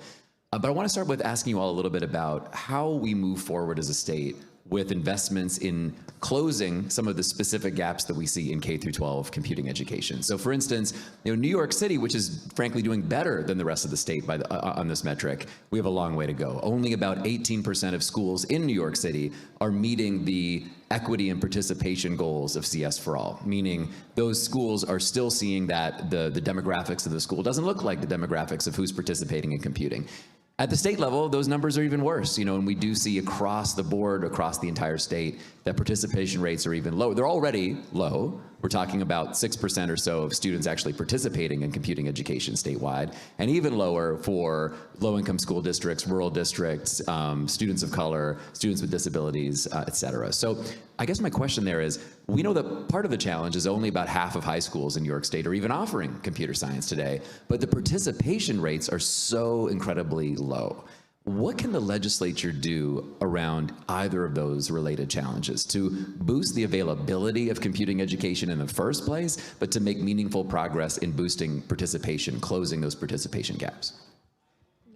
Yeah, so I wanted to kind of jump in here because this has been an ongoing conversation for a long time. And then I also just wanted to offer a personal experience that I've had. So I was born and raised in Queens. My district is Queens, Brooklyn, and Manhattan. And, you know, what changed my life was when I went from, honestly, my local school, which was super underfunded at the time, to, you know, getting this really great opportunity to go to an independent school and seeing, it's what showed me how different resources can look like based on who you are and where you live in New York City. And today, that same high school that I went to has an entire floor dedicated to computer science, an entire floor dedicated to 3D printing and AI education. And my local public school still is struggling to get teachers who have the skills to teach a CS course. And that, it shouldn't be that way. It doesn't have to be that way. So, you know, in the conversation that Assemblymember Otis and I have been having through our committees, New York put in a $250 million investment in Empire AI, which was a large supercomputer, as some of you know, in addition to, you know, research opportunities for SUNY and some private universities. Through that, we also were encouraging them to actually train not only the next generation of professors, but for our K through 12 workforce, and then bring in some of our labor partners like NYSET, who I know wants to see more, obviously well-paid teachers, but teachers who are getting the training even like mid-career or later to give this type of education, or start using AI tools as part of their curriculum, right? Not as a replacement, but as a way to supplement education and encourage their students to use it as well. So I think, like, you know, it has to be the investment, but it's not just participation, but it's how do we create the workforce so that every school has the talent it needs to then, you know, open up opportunities and spots in classrooms. So I wanted to offer that, and I know my colleagues have. I'd say, Mickey said something very important before, which is, you said K through 12. When I speak to STEM programs, and they're often getting people like in middle school or above, the biggest complaint is there isn't enough technical and science education at the early grades. And in a sense, it hampers what the growth is later on. And so starting early is a key thing. And so part of that is the Board of Regents has to continue to send that message, and they do, to school districts to try and incorporate that in their curriculum. School districts have a tough time. They're trying to fit a lot into, they're asked to fit a lot into a limited school day and number of days in the year. But it's so important that we integrate this into the curriculum as early as possible. And just to build on that, you know, children as young as 6 begin to internalize social norms. And so we live in a society where girls are not encouraged to go into computer science or technology. We live in a society where Black and brown communities are not exposed to this.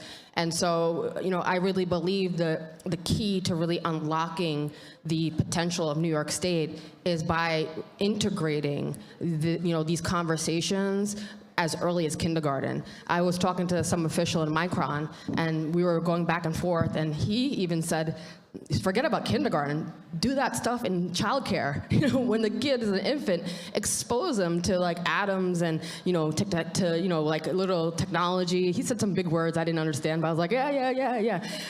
But, you know, we have to really rethink of how we look at computer science, because it's already integrated into our whole society, but we have to do that in our educational system. Just don't let the pre-K kids join Facebook. Oh. Just to add really quick, because I agree with everything that's been said, and especially, Mickey, to your point on women and girls of color. We're not exposed to this. We're not invited to the table to study this. And I think it starts with public awareness. I'd love to see, and maybe we could invest in a public awareness campaign for women, for girls of color, for boys of color who are never invited to the table. We're told it's too hard. We're told, like, we can't sit there. We're told to be maybe a doctor or an engineer, but not to study computer science early on. So I'd love to see, and would love to work with the partners here on what we can do on public awareness that this exists. I'd love to ask you about one potential idea for doing that. It came out of our first panel. You know, when I think about who those early mentors are, and I think about teachers, you know, and one of the challenges I think that the city and the state's school systems are facing are just not having enough teachers who are prepared to integrate computing, you know, Assemblymember Szilagyi, as you're describing, all the way from, you know, pre-K or even earlier through the school system. You know, we have a model for this in New York City at CUNY, the SITE program, Computing Integrated Teacher Education Program at CUNY. It's preparing future teachers to integrate computing into their pedagogy wherever they land, whether it's first grade or middle school, whether it's math or science or English or humanities, and it's building the capacity of our future teaching workforce, a third of whom come from CUNY every year into New York City public schools. We don't really have an equivalent at the state level at this point. There's also about 6 other states that have mandated pre-service before you ever get into the classroom training in computing education. New York's not one of them. I'd love to ask all of you, where do you stand on those ideas? Mandating pre-service education, investing in potentially an initiative like SITE to grow in New York City and to expand across the state. Are those steps you would get behind? Or are they things you think your colleagues in the legislature could get behind? I throw in 2 things. The legislature is a very big proponent for many years of teacher centers for retraining and upgraded training for teachers in service, and it's always well funded. Really an initiative of the legislature, very important. In terms of mandates, we have a Board of Regents, and they are the ones that really establish mandates. We all speak to the members of the Board of Regents and try and convey to them, but it really isn't the legislature generally that establishes mandates in the education space. They do that in some other states, and in those states, they took slavery out of the history books. Better to have politicians not doing curriculum mandates and things like that. But we do have these conversations and have had in the past with Betty Rosa and the commissioner and with Lester Young, and really trying to push this agenda within the schools. And there are associations of science and tech teachers that advocate for that with the Board of Regents as well. And we do have a teacher shortage in New York State. And when you talk about the student body throughout the whole state, it's majority minority students. And so I feel that there's a world where we can integrate those two problems together and create something better, in the sense that we need to now build more mentorship opportunities. We need to build a pipeline from high school to college of folks interested in becoming teachers, especially in this tech-driven world. And I think that it requires an investment from the legislature. It requires study groups, workforces, task forces, whatever you want to call it. We have to double down on it, and we have to kind of work together to fix both of the problems that we have, where we have a lack of teachers, but we also have a lack of teachers that are knowledgeable about the future jobs. I think this is what I was getting into before. We're making significant investments in research, but that should be used to help train our workforce. And when you talk to our labor partners who represent teachers, they are enthusiastic about having their members who may be mid or even later career learn more about new technologies and how to use them as a tool in their classroom. So yes, mandates are hard, but I definitely think that that's where we should go, and training up the talent is a big part of this question. I also want to say, in terms of like mandates and bans, where that can go bad is, for example, I think New York City schools at one point tried to ban the use of AI technology in their classrooms, and that actually disadvantages a lot of students of color, because as you heard, the majority of that student population are students of color coming from lower income backgrounds, whereas again, schools like the high school I went to are embracing it and significantly investing and encouraging their students to use this, because they know it's the future. They know it's something that's going to be present. So I think we have to actually, we have to learn from that mistake, not discourage it, and actually start thinking about how we're making it a little bit more seamless into how we're integrating it into our classrooms, and not, but with an eye for protecting our teachers. So not as a replacement is always what I say, but as a tool. Yeah, let me build on that a little bit, Senator, and ask you about what we should be doing more of or doing differently around our current teaching workforce. One of the policy ideas that came up in the first panel was about, and Assemblymember Otis, this inside and out, the Smart Start program. These are relatively small grants, but that, as we've studied, have actually had a pretty transformative impact at the district level, helping districts become better able to integrate computing education in K-8. We heard a couple of ideas in that first panel, including it really should be K-12, including, can we create a Smart Start 2.0 that would maybe go bigger, that would include a broader scope of what computing education looks like? And I should have pointed out in our first panel, New York City school districts did not get any of that money through the Smart Start program. So, I'd love to ask all of you, and that's only potentially one mechanism for incentivizing the training, coaching, and development of our current teaching workforce and school leaders. Would you support a Smart Start 2.0? If so, what would that look like? Have you thought about other mechanisms that the legislature could employ to help our school districts train our current teaching workforce? We need more funding streams in a variety of areas, and it's very interesting. We just did a budget. We increased over the governor's proposal $200 million in education aid, but education is a funny thing. It's a pie, and you either put it in the formula, you put it in the lined out aids, or you want to come up with new things. And for all the things that we fund already, there are a whole bunch of categories where we want to, all of us want to create new things. And in a sense, we're competing against ourselves out of a pie that we don't have total control over. We need to direct more funding towards technology skills, training. We need to give school districts, especially higher need school districts, more resources since they're strapped already. We have some school districts that don't have the full panoply of arts and music and other kinds of things that are not standard. And they're the last to be able to do the technology upgrades as well. So we have some equity issues. We should really be looking at in terms of, with an equity lens, and try and direct additional funding to districts that are farther behind in the technology space.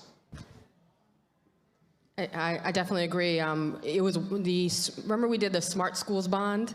And it was wildly popular. Like everyone was like, yes, tax me more to integrate technology into schools. I really do believe that, New Yorkers, constituencies wants us to make more investment into this world, but we have to do it in a smart way. I do have legislation, and I'll send the number to my colleagues so you can sign on, A5689, which requires computer science as a part of our curriculum and makes a graduation requirement.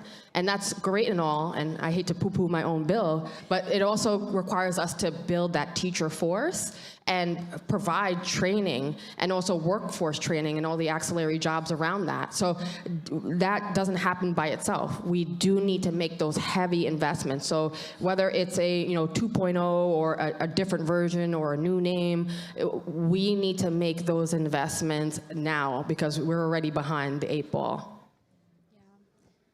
And it's also holistic investments too, right? Because it's investments here, but there's a larger system we're up against. I have schools that are struggling with internet access, literally, because it's just not the quality and the bandwidth they have is so low. And then on the students' end, you have students on their phones trying to submit essays and papers. It's a larger system, and we need comprehensive and a holistic approach that meets students and teachers where they're at. And I think the legislature has been good about, as you heard from Assemblymember Otis, putting more money into that. But for everyone in the room, if you care about the future of our tech workforce, then you're going to stand with us when we demand more money for our public schools, period, right? So, yeah. I'm taking that as a yes, and I'm holding you all to it next year. But thank you. I agree with my colleagues. I think we have to take a smart and comprehensive approach to this because, on the one end, we have all of this great, we're building a huge computer, we're doing all of that work and making huge investments, but it needs to be an entire ecosystem that we're building, including for our teachers and for our young people. So I do think that we have to make more investments in computer education for our teachers and for our students, and that's something that would be really felt in my district because we don't have that type of training available for our young people. And so when they get to a point where they're competing for those jobs, they're not going to have that expertise. So I think it's those investments we will feel very soon if we get those as soon as possible. I want to ask one more question, then we'll turn it over to our audience. And that's, we're so privileged to be joined here by 4 leaders in the legislature who care about these issues, who have been legislating on these issues, who've been advocating for funding on these issues. What's your message to your colleagues who may be sitting on the fence or maybe just don't see this as a top 1, 2, 3, 4, 5 priority right now? Where do we need to see more advocacy? What do you think would be effective? Are there things that would help you all move the needle within your caucuses or within the broader legislature or with the governor? Where should the folks who care about these issues do more around advocacy to be helpful in advancing some of these policy ideas forward? You know, I think that it is actually a great question, and I think that a lot of our colleagues actually are not really up to speed on these issues. I think two of the messaging things I would recommend is, number one, to stress that we're falling behind for our students and for our residents generally, and number two, the inequality issues that we're trying to remedy that have real life consequence outcomes when you deprive people of the opportunity to be up to speed in terms of these technologies. You're limiting their life experiences, you're limiting their economic potential. And I'll throw one other thing in here, a sort of a broader issue, which is broadband coverage. Broadband coverage, it isn't just rural areas upstate. We have urban areas in our cities that don't have good broadband coverage because the way the telecom companies have sort of set up their system. So that disadvantages, if you're a student and you don't have good broadband, it limits what you can do at home, and it limits how anyone else in your household could use those opportunities. The Empire State Development's Connect All office is on the mission of closing that gap. We're not there yet. And so there are places in my district that have bad broadband coverage, generally in lower income neighborhoods. That's not good, that's not fair. You know, I first give kudos to Speaker Hasty and Majority Leader Stewart Cousins, because they really listen to membership. We just started, or a couple of years ago, we started a new committee. You know, we make investments in the legislature. Our One House budgets always reflect our need to advance our tech economy. And so, you know, I'm grateful to them. And I'm hoping that the executive follows the legislature because they hold the purse strings. They have the ultimate say in the conversation. So we need the leadership in that realm. We need to make heavy investments. And we also need to make sure that the State Department of Education starts prioritizing it. I know there's many interests, but really, it's not just the legislature that could do something. We need all folks on every single level rowing in the same direction and ensuring that we are focusing on computer science education from K to 12 and in higher ed. It's not just a talking point, but it's actually putting our money where our mouth is. I think that's a really important point. And, you know, maybe we don't hear our colleagues talk about tech education every day, but we are making some big investments. We talked about Empire AI, but in this year's state budget, we passed universal school meals. There is no way that a student is set up for success if they are learning on an empty stomach. And so I think there has been, like, the legislature, the Assembly and the Senate, and our leadership, Majority Leader Stewart Cousins and Speaker Hasty, have really prioritized that. But the other thing I'll say is, you know, we're not going to be able to fix everything just as a state legislature. I'm looking definitely to the private sector as well, because to Assemblymember Szlage's point, it's going to take all of us. And in the context of tech careers, in 10 years, we don't actually know 100% of what jobs will be available. We do not know for sure what skills all of our students need to learn in this moment. CS is one of them, but I think I heard earlier ideas around getting students more access to critical thinking education. How are we, or arts education also is a part of it. So I don't think it's just on us. I think we really need to understand with the private sector what the workforce might look like, and then intentionally figure out what pipeline building looks like, because, you know, and I'll end here, with the introduction of generative AI, so newer types of artificial intelligence, a lot of entry-level jobs that exist today that young people after graduating can, you know, get their foot in the door to these longer-term careers are no longer going to exist. And we're already seeing a lot of those entry-level jobs be automated. So unless you know someone in a company, unless you have a network already, unless you have some edge, you're going to be shut out of a lot of larger companies for sure. And so I certainly would want to see more partnership in thinking through the next generation of problems between the public, private, and of course our advocates who are in the room, labor who's in the room, and you know, the nonprofits and CBOs that have been doing the work on the ground for years. In addition, plus one to all my colleagues, I'd say, you know, I would encourage my colleagues in the legislature and elsewhere to think about this in two ways, in addition to other ways that you think about it. One, in terms of equity, and two, in terms of national security for our country and even for our state. Because from an equity perspective, the more people we leave behind, the less we're going to be competitive as a state and as a country in these areas and in other areas for our economy, for our businesses, and for jobs. So it holds the entire state back if we cannot equip our young people with the tools and the skills that they need in computer science, which affects everything that we do. It's interwoven into everything that we do. And then in terms of national security, we're losing our competitive edge. So I think it's really important from an economic perspective that we equipped everyone with the tools that they need to be competitive in computer science in all the fields where it's necessary, which is pretty much all of the fields that exist in all of the sectors. Thank you, Assemblymember. Let me take a couple questions from our audience. Thank you all so much for your time. I think we have time for at least a couple. If you have questions, throw your hand up. Let us know your name if you're here with an organization. Try to keep it brief. We'll try to get to a few. And I've got a lot more questions if our audience does it. Okay, let's start right there in the middle. We were that good. We were that good. We answered all the questions. See some new hands. Bethany Crystal, thank you all so much for being here. I wanted to just continue to riff off of Senator Gonzalez, what you were saying about how we don't know what the future of jobs will look like in 10 years. And I've been wondering, what do we know about what the future of teaching will look like in the future? We don't know what the future of jobs will be. And thinking about that in combination with this idea that there is such a massive teacher shortage right now, and the job market is changing so much, are there other places we could be looking for a different type of teacher, a different role that these teachers could fill? And like, how could policy help us sort of uncover that in the next couple years? Thanks. I'm happy to take a stab, but then also certainly curious what you all think as well. That's a really big question. I think we think about it a lot, and we need to have more conversation. So this is also an invitation to anyone in the room. If you have an answer to that and you want to let us know, please come talk to my office. I have my counsel, Elon Silver, in the back. He's incredible. He loves talking to people. I do too, but definitely reach out to him because he helps us lead our committee work. But on that, I think that's where starting with labor makes a lot of sense, because at the end of the day, the human element of things will never change. I want there to be a person in the classroom with my future children, and I don't think that having a teacher shortage is a real argument for completely automating some of our classrooms and maybe just using, I think I've seen proposals for, here's your AI teacher, right?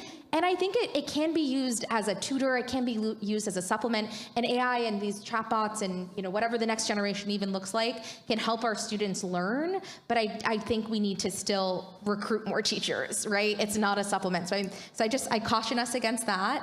And then as we recruit those teachers, I think it's giving them the tools to feel comfortable using the supplemental technology in the classroom, because some teachers feel like even with the introduction of laptops, there's been a real difficulty. Now I have these laptops that my students have. I don't know how to use or fix these laptops when they break.